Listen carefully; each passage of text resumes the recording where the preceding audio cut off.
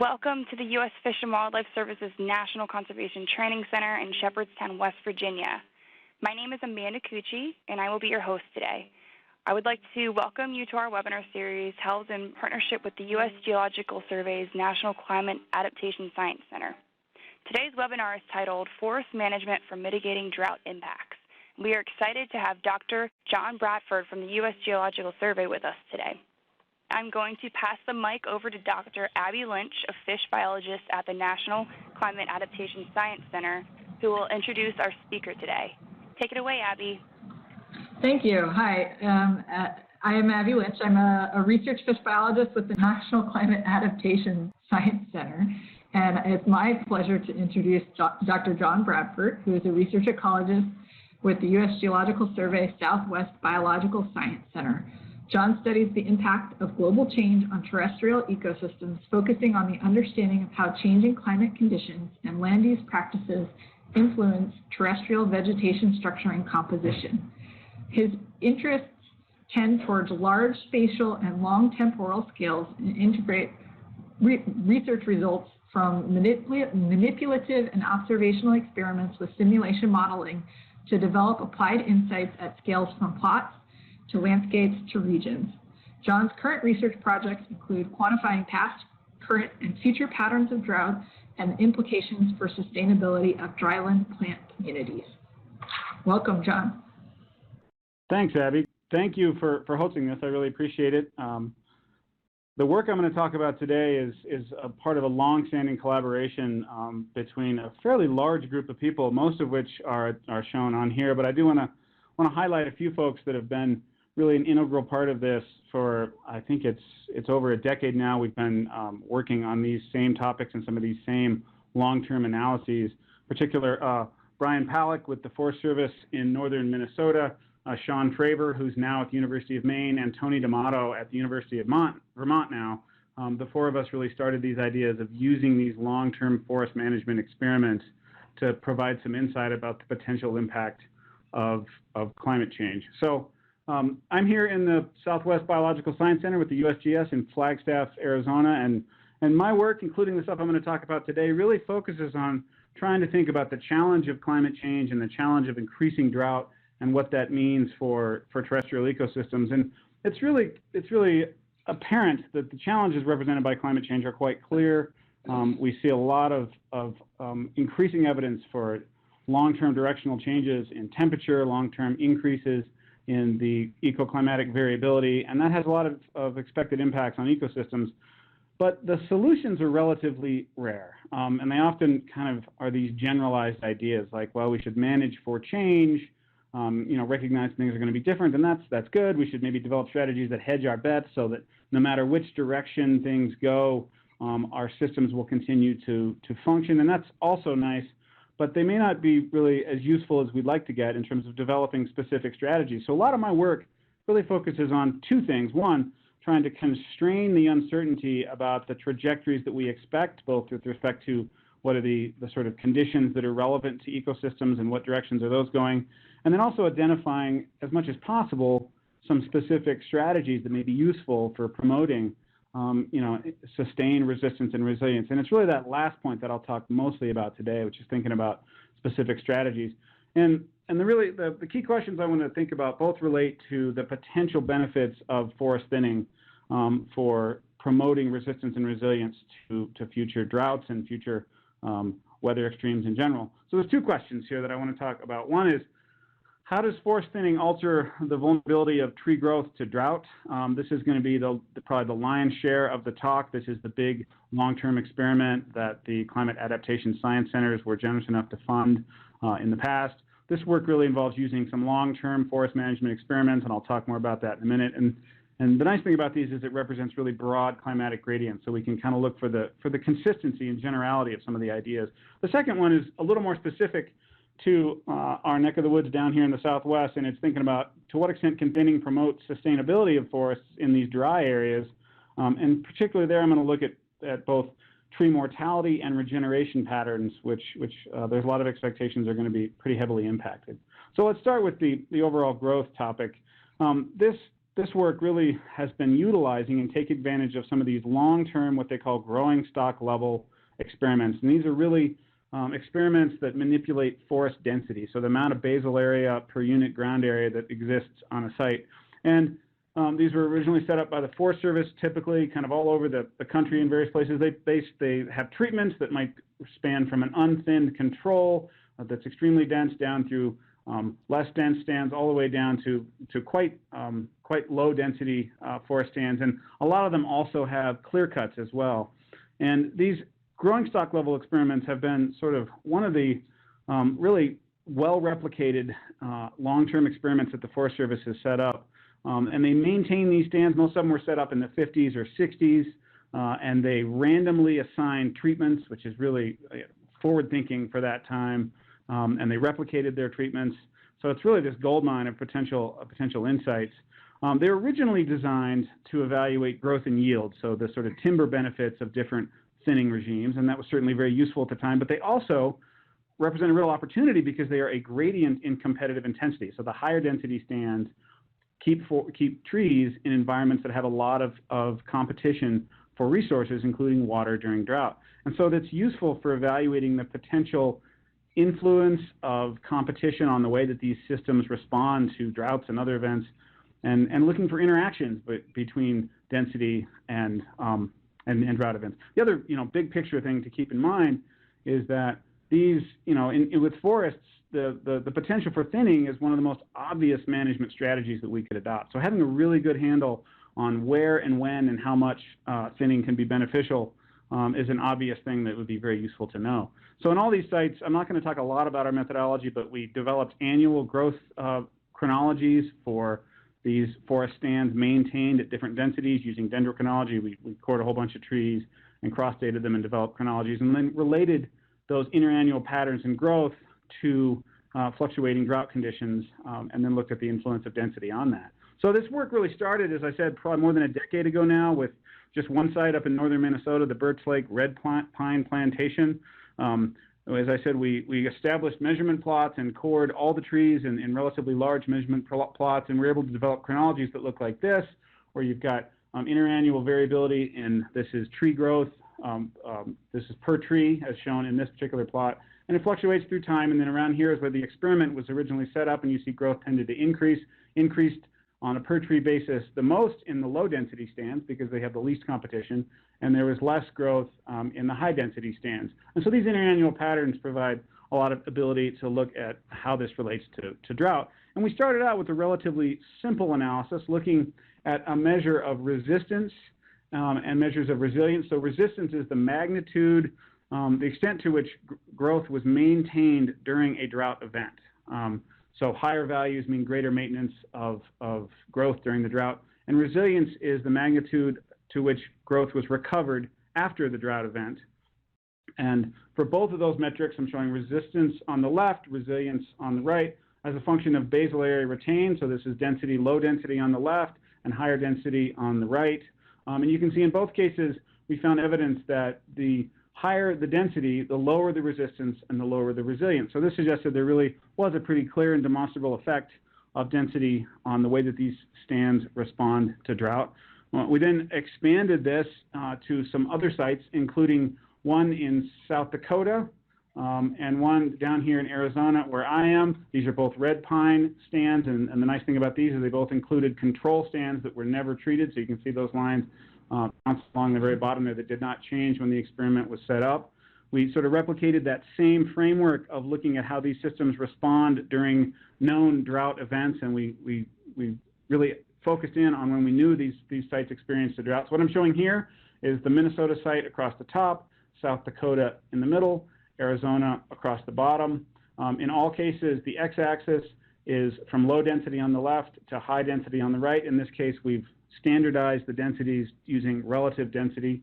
And resistance is on the left, resilience is on the right. For each of those, I'm showing two droughts, one drought in the left column of each pair that is early in the experiment to see if maybe there are effects that initially occur, but after you maintain the basal area densities for several decades, maybe those effects tend to disappear. And the big picture here is that in almost all cases, with the exception of the later drought in Minnesota, we do see that the higher density the stands are maintained at, the lower overall resistance and resilience in growth they have during drought patterns. So this really suggested that there's something here. There's something worth exploring on a much broader basis. And so we then started looking at what other sites we could try to include, and that's where we expanded this to what we have now, which is 8 sites, ranging from 3 of them I've already mentioned here, the one in Arizona, South Dakota. We then have 2 now in northern Minnesota that are both red pine, one northern hardwood in northern Wisconsin, an oak site in Ohio, a hardwood site in New Hampshire, and a coniferous site in Maine as well. And these represent a pretty dramatic aridity gradient, as sort of expressed by the colors in here. And just to remind you or let you know, I'll keep these colors for these sites throughout the talk, so that the reddest site is always the hottest, and this blue site is always the wettest, the hottest and driest. So this represents a really broad range of climatic conditions. All of these have the same replicated, controlled experiments looking at density over several decades.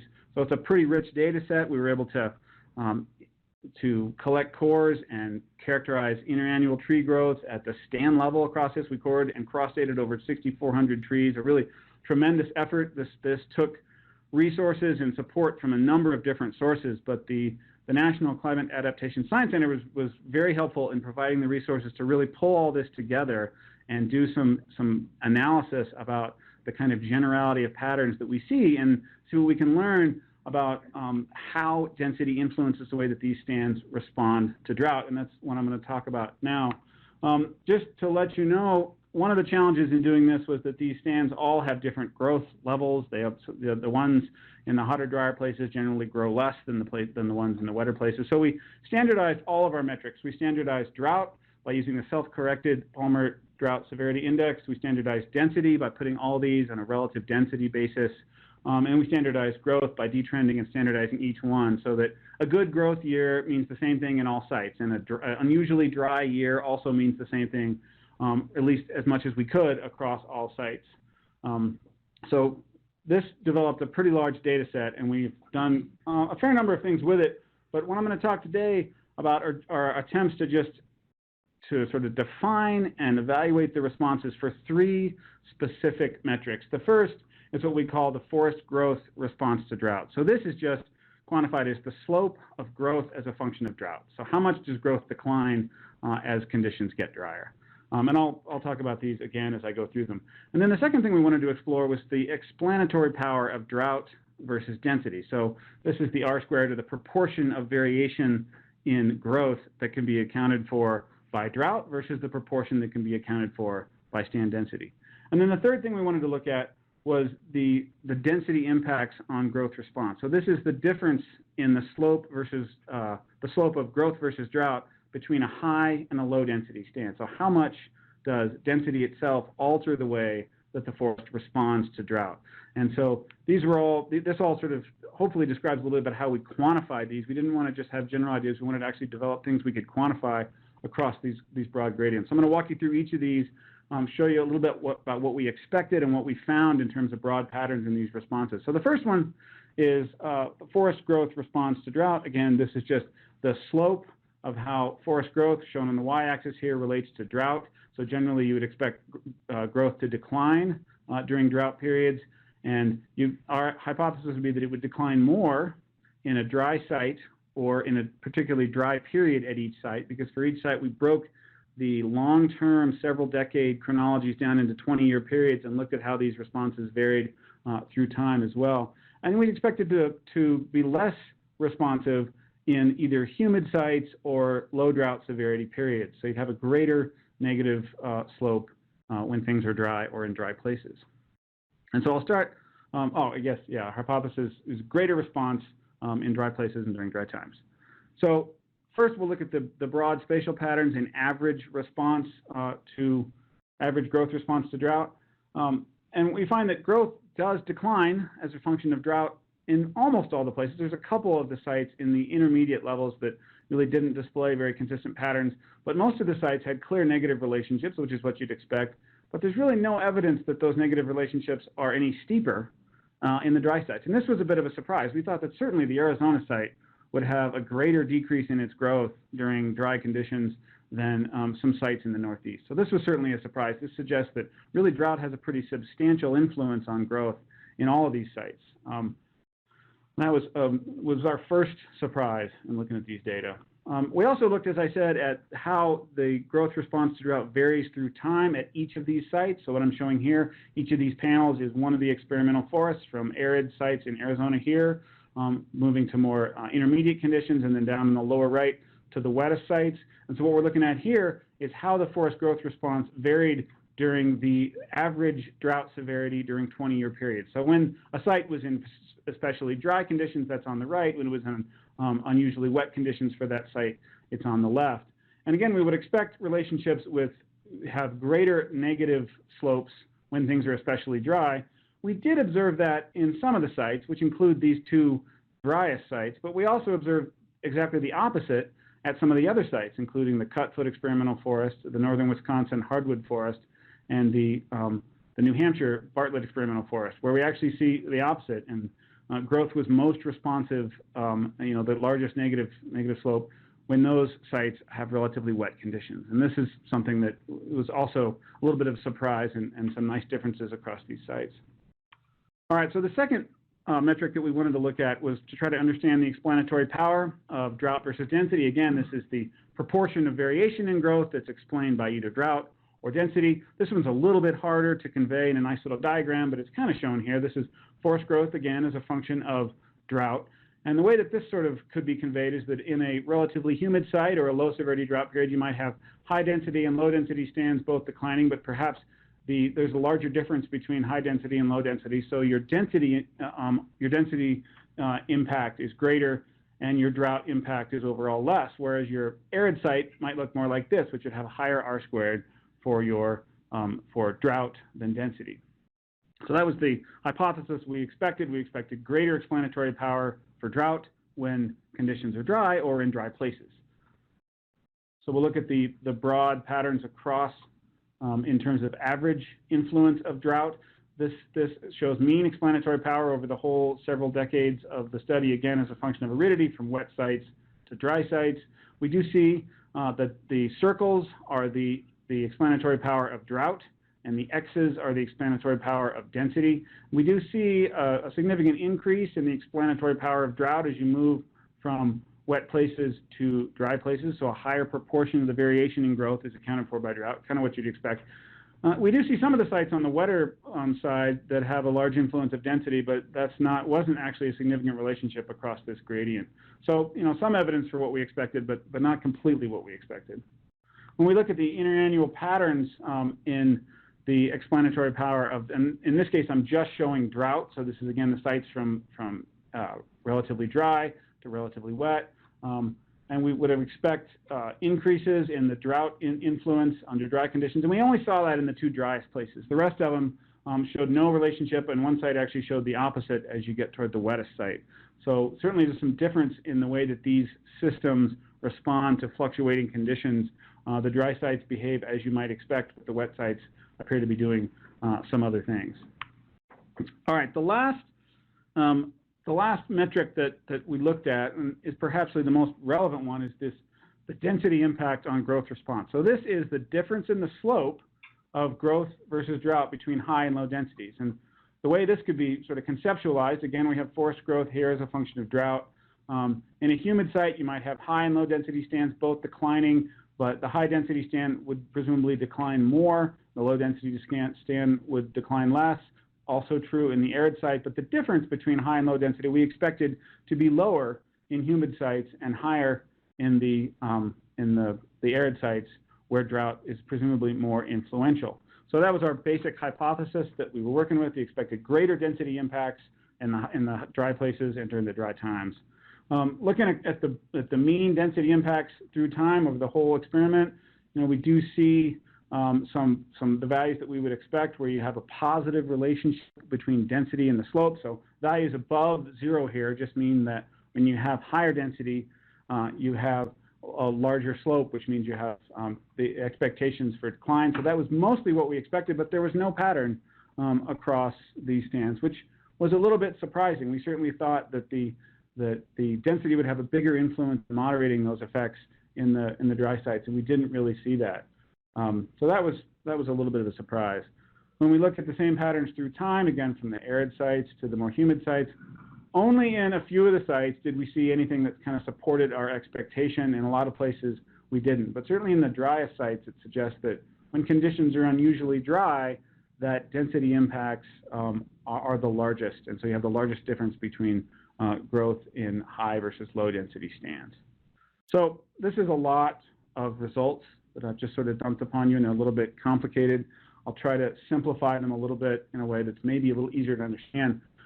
Really, in a nutshell, our results suggest that drought decreases growth in all areas, including the wettest places in the northeast. In fact, we didn't find any evidence for differences in slopes between the wet sites and the dry sites. So that was one thing that we were a little bit surprised by. We also found that the explanatory power of the dry sites was higher for drought. So you'd have a tighter relationship between growth and drought for the dry sites that might be the red, whereas the blue confidence interval might represent a wetter site, and there's more variability. This may be because there's more complicated and varied influences over growth in the wetter sites. Maybe insect outbreaks, potentially late frost events may have a greater influence there, whereas it's maybe the controls in the dry sites are either simpler or more easily encapsulated by just drought itself.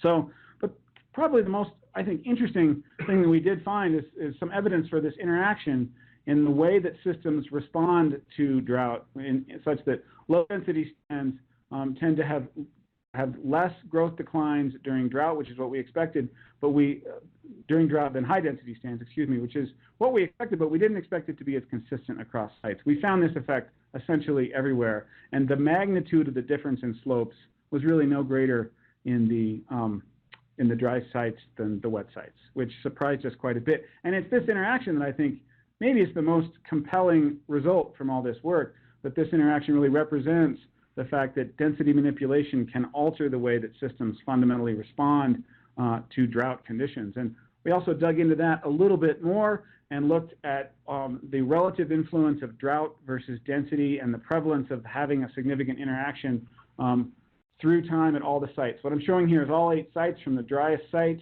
over here to intermediate sites, and then the wettest site over here. I'm showing you a stacked bar that shows you the overall proportion of growth variation that's explained in each 20-year interval throughout the whole experiment, with the proportion that's attributable to drought in the red lines and in density in the green bars. You can see the relative influence of drought versus density. And then across the top, we put a little star for every 20-year interval where there was a significant interaction between density and drought. And that's really, I think, the crucial thing that illustrates importance of the way that density plays a role here. And you can see that, in the driest site here, it's about 82% of the times, including all the times recently, all the 20-year intervals, there's a significant influence of the interaction between density and drought. So there's a few key points from this. Really, drought is consistently important in the dry areas, all this red or brown bars up here, whereas density becomes more consistently important in the wetter locations. But I think it's worth noting that the density by drought interactions are quite common. Even the wettest sites have about half of the time where they have a significant density by drought interaction. So about half of the intervals there was clearly a role being played by density in the way that these stands were responding to drought. And it's especially influential during the dry periods here at Fort Valley. And that's something that we're trying to dig into a little bit more and try to understand some of the mechanisms about how is it that density alters the way that these stands respond to droughts. We're working with one of the experimental forests down here in Arizona, looking at some of the different densities from low density to intermediate to this unthinned control that's really kind of a dog hair thicket with a lot of mortality. And we're trying to understand, in particular, the extent to which these vegetation differences alter the actual patterns of soil moisture and thus alter the sort of magnitude of the drought itself. And to do that, we've instrumented these sites with soil moisture sensors. We've had them in there for a few years, and we combine that with some long-term water balance modeling to assess soil moisture patterns. And that's what I'm going to show you here, On the left, we have average soil moisture for a low density stand. This is from the soil surface up here down to about 1 meter at the bottom. And then this is throughout the year. So this is average seasonal patterns of soil moisture by depth with wet conditions in green and dry conditions in yellow to white. So you have low density stands and high density stands, and they look relatively similar, although I want to draw your attention to this period here in the sort of pre-monsoon, relatively deep soils. And there's clearly drier soils in the high density stands. And so there's greater drought stress being imposed by the vegetation itself in these locations. And this really potentially underscores kind of an important pattern to recognize when we're trying to project these impacts into the future. We also looked at the variability in soil moisture, which is shown on the right. It's the same seasonal patterns across the bottom here and depth from the surface to the bottom. Now we've got the variation in soil moisture from high variation in red, low variation in white. The surface soils are highly variable through time, and the deep soils are less variable. But again, if you focus on some of this earlier period with deep soil moisture, the low density stands tend to have relatively low variability in that time, and that's a crucial time for storing moisture to get through the season. So really it suggests that the low density stands tend to have more moisture and less variable, more reliable moisture, especially in the springtime, so the high density stand that's more variable is going to experience greater drought and greater growth declines when conditions are dry. We also actually looked at trying to, and are right in the midst of some analysis, trying to identify the most influential depths and times of soil moisture for accounting for tree growth. And so this now is showing the correlation between soil moisture on an annual basis at any time and depth and forest growth for the several decades at these sites, again, for low density and high density stands. And you can just see there's tremendously high correlations in this growing season, early growing season period in the high density stand. So this suggests that declines in moisture in that time and depth are really driving down growth in these high density stands, whereas the low density is relatively buffered from that. And if you look even a little closer, you see that the most influential time in the high density stands is more shallow, kind of in the middle of the growing season, whereas the low density responds to this deeper soil moisture sort of storage early in the season. And this really suggests that these are really fundamentally responding to the system in different ways. And we're working now to combine these with some assessments of sort of atmospheric demand and severity of vapor pressure deficit, for example, to develop some metrics that account for forest growth and understand how thinning moderates the adverse impacts of drought. And this is particularly relevant in this northern Arizona landscape. Some of these forest restoration projects that are really taking place nationwide, one of the largest ones is the Forest Restoration Initiative, which is occurring in this large patches of northern Arizona. And really, most of these restoration experiments were set up to promote fire behaviors and stand structural conditions that are more consistent with the natural range of variability for these forests. And they weren't done to think about the potential benefits of creating drought resistance and resilience. So we're working with the Nature Conservancy and the Forest Service here in northern Arizona to try to understand the potential sort of co-benefits that these thinning treatments may have for promoting greater resistance and resilience. And that's a nice segue into the sort of second question that I wanted to think about, which relates to understanding forest sustainability in the Southwest and the role that thinning can have on that. So a lot of our forests down here are pretty well represented by this photo from southern Arizona, southern Utah. And these forests tend to exist in the higher elevation areas, often surrounded by a mosaic of grasslands and shrublands. They're already quite dry. Many of them sort of existing at the edge of their drought tolerance limit in these sort of sky island context. And there's a lot of expectations that they're going to be really vulnerable in the future. There's one study, the study from Cook from a few years ago, projected soil moisture conditions in the 21st century and suggested that there's a real hotspot in potential declines in soil moisture right here in the Southwest, where a lot of these forests may be especially vulnerable. In fact, they suggested that we may be experiencing soil moisture conditions this century that we haven't really experienced for at least 1,000 years. So there's a lot of reasons to be concerned about the sustainability of these forests. And we're digging into this from the particularly sort of, hopefully, practical point of view to think about what role and what impact does density manipulation have in moderating these effects. So what impact do density have on moderating climate impacts on tree mortality and likewise on tree regeneration? So I'll just give you a few highlights from some of this work. And starting with mortality, I mean, mortality has been pretty well recognized. Craig Allen had a great paper several years ago demonstrating high tree mortality rates driven by drought kind of all over the world, but especially in the Southwest U.S. The basic idea is as you move as a result of climate change into warmer and potentially drier conditions, the climate space in which your forests exist may shift into conditions that tend to promote mortality. They may cross this mortality threshold, and we may start to see really widespread mortality. This certainly garnered a lot of attention, I think, justifiably, but we're still curious about the potential benefits of thinning. There hasn't been very much work looking at the influence of forest thinning. We did a little bit of work originally with some of our sites up in northern Minnesota. There's been one paper I've been able to find looking at effects in Europe, but neither of those are particularly the dry forests that we have in the Southwest that are going to be most vulnerable. So we wanted to explore the question of can density reduction minimize drought-induced tree mortality? And to do this, we've had a couple of studies, but the one I want to talk about today has been using the forest inventory and analysis data. And we looked at 3 species for this. I'm just going to show you some results from ponderosa pine, which is probably the most common tree species down here in our neck of the woods. We collected data from FIA plots from all over the Southwest and evaluated the way that tree mortality responds to the extreme conditions that were experienced between repeat measurements of the inventories.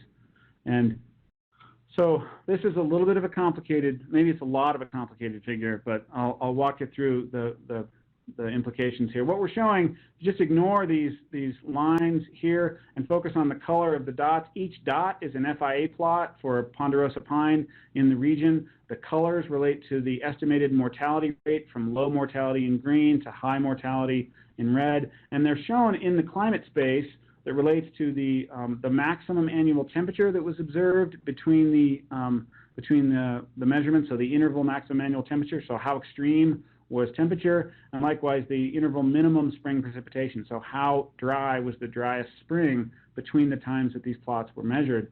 And for all the species, we did some model selection to identify the best variables for both precipitation and temperature, and then we show the plots on that space to kind of give you a feel for how mortality plays out across the climate space in which the species exist. So you can see clearly there's higher mortality in the sites that experience low precipitation and high temperatures during that interval. And these black lines here are just isolines that kind of give you a feel for where the density of these plots are. So really most of the plots, which is a little bit hard to see from just the dots themselves, most of the FIA plots are in this area right here where the black lines are. And then this lighter blue and darker blue show you where the climate conditions of these FIA plots, this whole population, is expected to move in the middle and the end of the century. And you can see clearly the plots are moving to the right, so to warmer temperature extreme conditions, and then even further warmer by the end of the century. And there's some variability in the projections for precipitation, but just this trend to the right really underscores that these plots are likely to experience pretty dramatic increases in expected mortality rates. And I'll show you a little bit about what those look like. But we also wanted to look at the influence of density. And the way we did that was to include a term in our models that related to the basal area of each plot, which is the total density. And this is a little bit of an obtuse figure, but it really this is a posterior estimate of the distribution for the coefficient for basal area. What this means, this positive value, this line here is 0. The positive value here just suggests that there's a very clear signal that basal area is positively related to mortality. To say that another way, the more trees that are on a site, the more likely, well, the more basal area on a site, the more likely the trees are to experience mortality. And this is considering all these other variables that went in climate-wise. So basal area has a very clear and consistent effect. We found this in all of our species. So what I've done there is take the full model and estimate annual mortality rate under sort of historical, recent, current conditions, the middle of the century and the end of the century. And you do see for each of these time periods, we've got 3 different potential basal area treatments. So one is what would happen if we kept these stands at low basal area, the other at sort of medium basal area or high basal area. for each time period. And you see there's some difference under current conditions. We clearly do see higher expected mortality when basal area is high, but that difference becomes even more pronounced as we move into the future and overall mortality goes up. And this suggests that there is some potential for moderating expected mortality increases by reducing density. So some of the big picture from the mortality stuff is that we found that tree mortality tends to be higher in all the species when the hottest year was unusually hot.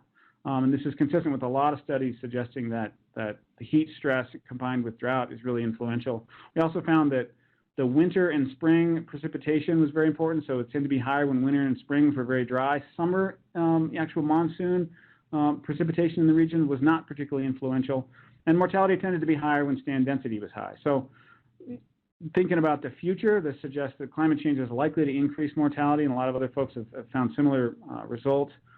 But what's potentially new about ours is it does suggest that density reduction has the potential to help mitigate some of this future mortality. So last thing I want to talk briefly about is the influence of importance of tree regeneration. And this is something I think has received a lot less attention, but maybe a little bit of a surprise. I think it's possible that the future sustainability of these forests in the Southwest may be as influenced by regeneration patterns as it is by mortality patterns. If you have stands that experience mortality, even really dramatic mortality, but they have regeneration, then presumably you'll still have forests there in the future. But if regeneration fails, then eventually your sites will just start to blink out of forests and become something else, grasslands and shrublands, for example. This is a picture from a site just outside of Flagstaff, burned in the mid-90s, was a ponderosa pine all the way up this hillside before this burn, and it just hasn't come back. There hasn't been any effective regeneration in this site. And this underscores the potential that regeneration failures may have for altering our landscapes in the Southwest. And so the way we've been approaching this is to try to understand in some detail the controls, and by that we mean sort of temperature, soil, moisture conditions that define success for tree developmental stages that overall determine regeneration. So it's a relatively complicated process. We have developmental stages, including flowering and cone development, that are really the extent to which the existing trees have the resources to produce flowers and cones. So this is really variables that relate to growth suitability for existing trees. And then there's three stages that really relate to the seedlings themselves: the ability to germinate, the ability to survive in the first year, and the ability to survive in years 2 to 5 is kind of as far as we tried to understand this. And those later stages for the seedlings really relate to avoiding the severe drought that kills these young, small seedlings. And then, so we took these insights about kind of what controls regeneration, again, just focusing on ponderosa pine in this case, and we sort of projected what the future holds for this. What I'm showing here is plots for the overall suitability score for these 5 stages: flowering, cone development, germination, seedlings, and then seedling survival the first year and survival of years 2 to 5 for 3 time periods: historical time period in blue, a middle of the century, and an end of the century in red and yellow there. And you can see that, so some of the variables that are most influential over cone development and flowering actually may get more favorable in the future. And one thing to note is this is not just the Southwest, this is sites all over the Northwest as well. So that may explain why there's some real potential for increasing established tree growth that are a little bit different from some of the other studies. But if you look at the ability of seedlings to survive, and particularly to survive years 2 through 5, it drops off quite dramatically. I mean, this process is already really episodic, and these results suggest that as aridity increases and temperatures rise, the likelihood of having a 2 to 5 year period where you don't experience a severe enough drought to kill a seedling is really going to be going down by the end of the century. So this underscores some challenges. But we've also used some of these long-term experiments just to kind of bring this around full circle and wrap up. We've used some of these long-term density manipulation experiments and looked at regeneration patterns within them. This is one, again, for the Fort Valley Experimental Forest, from a clear cut all the way up to an unthinned dog-hair thicket, and this is the density of seedlings in 2014 and 15. We had a big crop of a big seedling event here in 2013. It was an unusually wet year at the right times for these seedlings, and so we've been tracking these cohorts ever since then. And you can see that these intermediate to low densities treatments, but not the clear cut itself, tend to have the highest density of seedlings. And we look at the actual survivorship curves for this. This is survivorship from 100% dropping off through time as we measured in different times. It is these low basal area treatments, but not the clear cut, that actually have the greatest long-term survival. And this suggests that really these low basal area treatments, they enhance both the seedling density and the potential survival. And just to give you a feel for what this looks like, this picture on the left is a clear cut. These two here are the 7 and 14 meters squared per hectare. So it's these intermediate to low densities where you have some trees, but not these really dense trees over here. And we think this may be because there's a lot of grass competition in the clear cuts. There's also a lot of solar radiation that really heats the temperatures of the surface soil up, and that probably imparts stress upon the seedlings.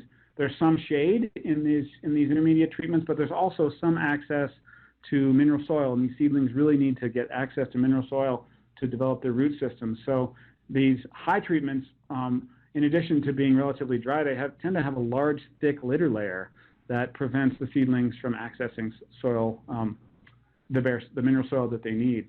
So there seems to be a sweet spot here for potentially promoting regeneration, and this may help inform some of the restoration treatments that may be most effective for trying to maximize long-term regeneration.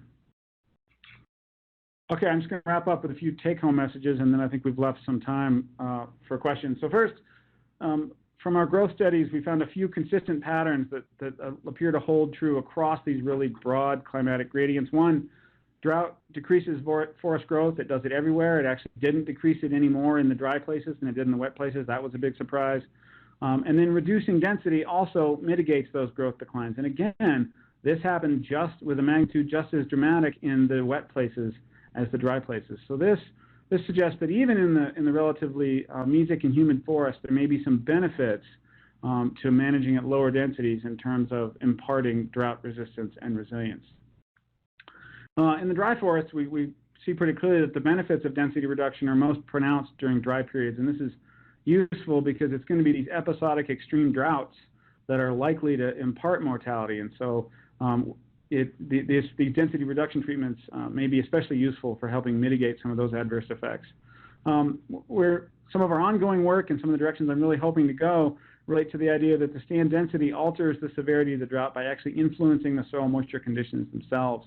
And so we're digging more into those mechanisms. I think there's a lot of opportunities to develop metrics that relate both soil moisture and water availability to atmospheric demand and try to represent the kind of stresses that we know from physiological studies are very detrimental to trees.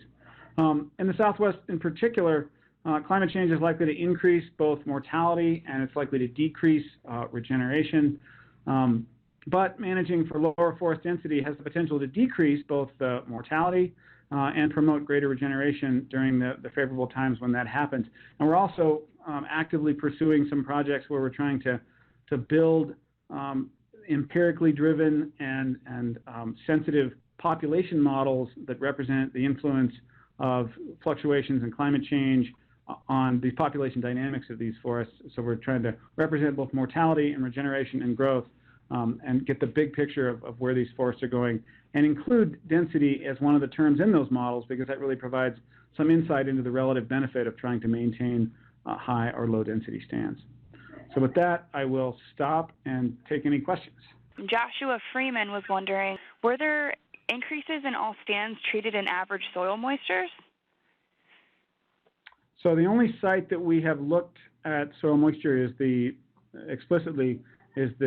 Fort Valley Experimental Forest down here in Arizona, and we do see increases in soil moisture in some times a year in those sites. But I haven't looked at it in most of the places. We just haven't had the resources to start instrumenting those sites with soil moisture sensors.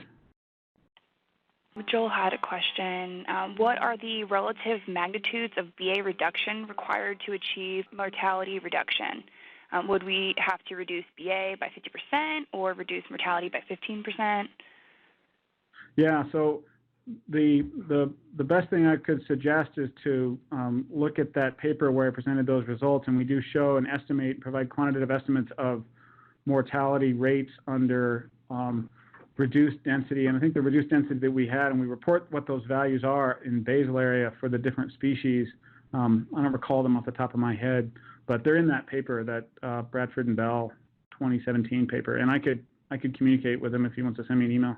How much do the differences in growth response depend on species-specific adaptation? Yeah, I'm not sure that I have a good answer for that, because all the metrics that we looked at for this study so far have been at the stand level. So there is a tremendously rich data set that we've represented here. And for some of the sites, like the Black Hills, Fort Valley, some of the red pine plantations, they're essentially monospecific. For some of the sites in the Northeast and the northern hardwood sites, there's a lot more diversity, but we haven't dug into those species-specific effects yet. It's just something we haven't had a chance to do. So I don't have a good answer for that. I think we have some here. Should I say them back, or should we just sign off and I can talk to these folks here? Yeah. Fine, too. We can definitely say them back. Okay. Jody? I was wondering, we have a lot of people on this campus that are involved in basic data collection. And you want to comment on the value of having long-term monitoring data for your work? Yeah, the question was sort of the folks here that are in the room include a mix of people from the USGS as well as the Park Service and probably some other entities, a lot of which are involved in long-term monitoring efforts. And the question was, would I like to comment on the value of this long-term monitoring for these studies? And I think I'd have to say that it's essential. I mean, this work that we did would simply not have been possible if the Forest Service hadn't set up these long-term forest experiments in the 50s and 60s and set them up in such a thoughtful way.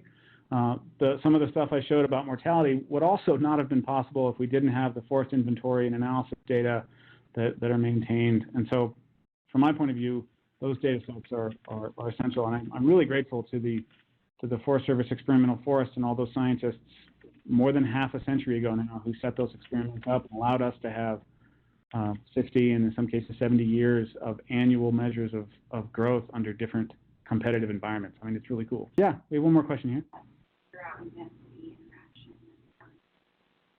Yeah, it's a good question. So the question was about how do the understory plant communities respond to the density treatments, and how does that response vary across the climatic gradient, and what role does that play in terms of the drought response? Yeah, so I think that the response of the understory varies quite a bit. So here in Arizona, thinning the trees largely results in an increase in grass cover. So it's kind of a grass-tree mix. But in many of the sites, in the more humid places, you tend to get more shrubbery material. Hazel in Minnesota really becomes a big issue. And then there's a lot of shrubs or understory trees that tend to come up in growth in some of the wetter places. So in some places, you get a lot more woody plants. Other places you get grasses. And I think there is potential that the ingrowth of the woody plants may have a greater competition. So you may need to do more frequent return entries to maintain your lower density in some of the wetter sites, whereas it may be easier down here. And as we showed with some of the regeneration patterns, when you get few enough trees, you may get enough grass that it competes at those crucial times of development. So you probably don't want to sort of have a plan to do clear cuts everywhere, because that won't help with things like regeneration. So I don't know if that helps, if that answers your question. Yeah. John, I assume all these forests you studied were cut down from their virgin condition at some point in the past, and then they either regenerated or they were replanted. Was there a Well, there's a mix, actually. Most of them, like, and the one, including the one here, were naturally, they're from natural origin. One of them, the very first one I talked about, the Birch Lake Plantation, that was planted. So, but that's relatively unique. Most of them are from natural origin. And so they defined a relatively homogeneous patch of land, identified treatment plots, and then randomly assigned treatments within that. But for most of them, I can go back and show you. And I didn't show you some of the figures, but we did look at were there differences in growth response prior to treatment in those stands using the same dendrochronology. We can look way back to before they set them up, and we didn't see effects of that. And you can see some of the controls, well, not the controls, the pre-growth patterns. There's it here. And this one. So if you look in here, some of the, you can see these stands go all the way back to here. So they were growing, the same trees were growing well before the experiment was set up. And so then the experiment was set up and you started to see a large divergence in growth rates after the experiment was created, because then you are altering competition and creating better growth conditions for some versus others. Does that help? Yes. Yeah. So, and I might have missed this in the beginning, but for these treatments, one-time treatments, or were they maintained? They're maintained, so they go in about every 10 years. Some places a little bit more, but yeah, they keep going back in and thinning back down to the target level. So they're not perfectly consistent through time. The basal area creeps up and then goes down and creeps up and goes down. And in our models, we use the actual basal area in the year, in each year. Because to what extent, thinking about all the vital rates you were talking about, it seems like you get convergence back to a certain type of. There's like at the lower ones, they're both having higher survival, having higher recruitment. So if you were thinking about scaling this up to management, where maybe you're not coming back every 10 years, is there a certain extent to there's a time period over which you converge back to a similar forest? Yeah, I think there is, and the time period. So the question was, given that these experiments were maintained with repeat entries about every decade or so, what does that suggest about the feasibility of doing this on a sort of operational scale at very broad landscapes? And I would suggest that you probably want to target relatively low densities so that they have time to grow up into and even through the target densities, and then have to enter them again in maybe 40 years or something like that. Of course, that's going to be easier in the slower growing places that are the driest sites, and probably harder to maintain in some of the wetter sites where the growth is just faster. All right. Looks like we have a few more questions that we got in the chat box. Michael sent in, can you talk a bit about how heterogeneous density structure across the landscape might be important for these density, drought, growth, and mortality relationships? And that is, how does this scale at which we measure density matter? Yeah, that's a good point, and there's a lot of focus, in the restoration plans down here, for example, on promoting and creating heterogeneity in the stand structures, both within and among landscapes.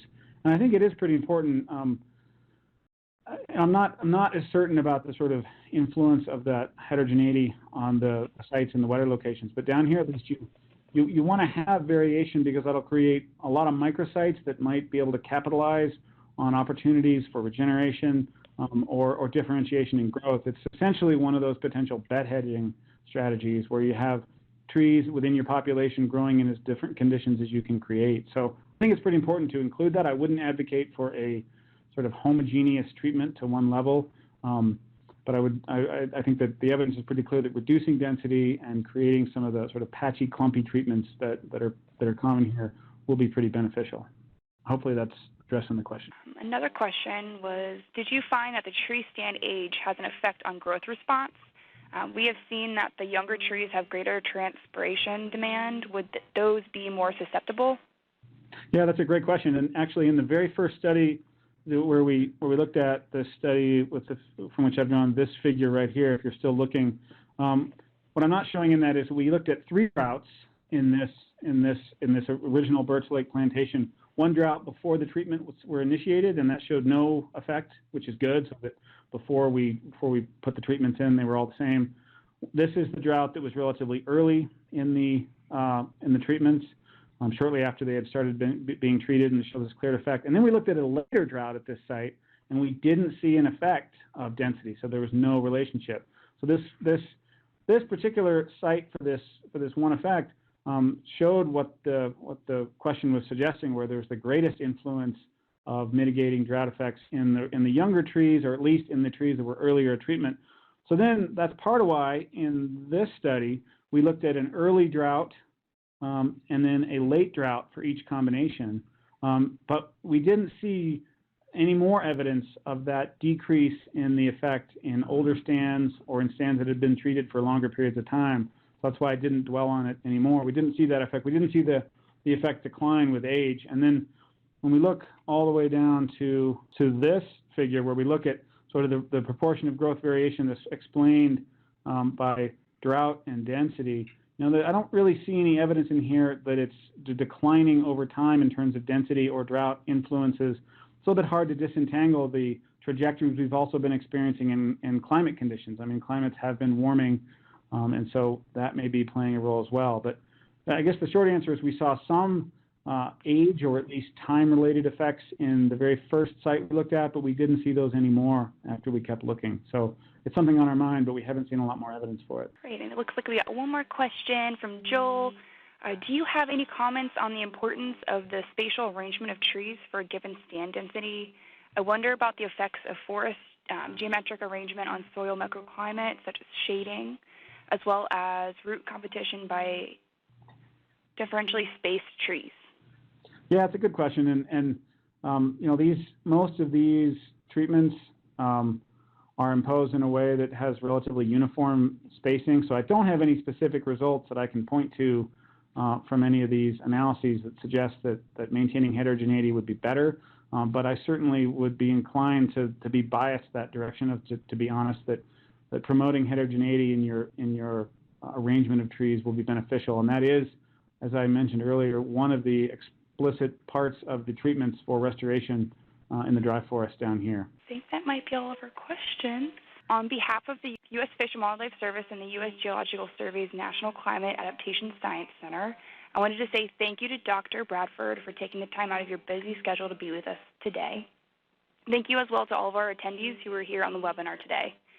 This was the first in the 2019 Science You Can Use webinar series that is held in partnership with the NCTC, NCASC, and Association of Fish and Wildlife Agencies. Very cool you got to be a part of it. We will see you next time for the latest webinar. Bye, everybody.